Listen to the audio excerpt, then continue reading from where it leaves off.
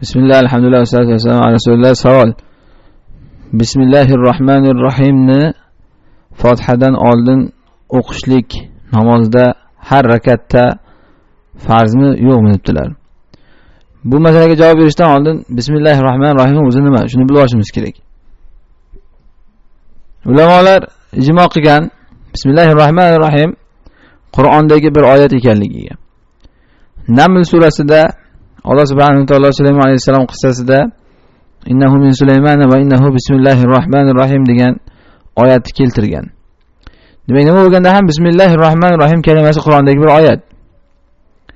Lekin har bir suralarning boshidagi Bismillahirrohmanirrohimchi u ham o'sha suralarga tegishli bir oyatmi yoki suralarni bir-biridan ajratish uchun qo'yilgan shunchaki fosilami?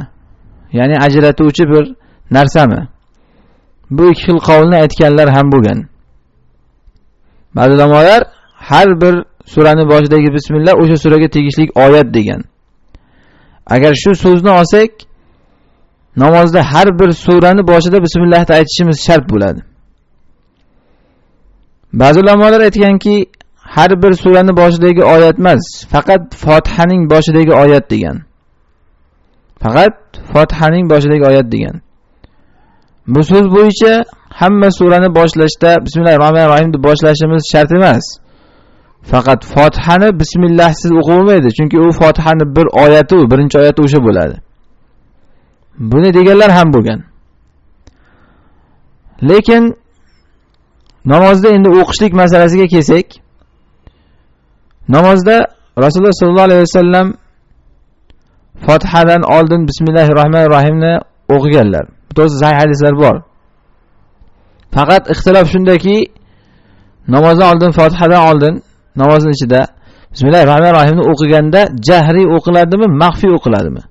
Bunda ham ikki xil so'z bor. Lekin sahih so'z shuki, Bismillahirrohmanirrohimni har rakatda o'qiladi va maxfiy o'qiladi. Maxfiy o'qiladi. Jahriy o'qiganlarga ma'lumot yo'q. To'g'risi ham hadislar bor chunki. Lekin aksar sahih hadislar maxfiy o'qishlik haqida kelgan. Sahih Buxoriy, Sahih Muslimda hadis bor. Anas radhiyallohu anhudan Sayyid xalifa Nabiy sallallohu alayhi va sallam Umar Anas radhiyallohu anhu aytganlar. Rasulullohning orqasida namoz o'qidim, Abu Bakrning orqasida namoz o'qidim, Umarning orqasida namoz o'qidim. Hammalari namozni Alhamdulillahi robbil alamin deb boshladilar degan.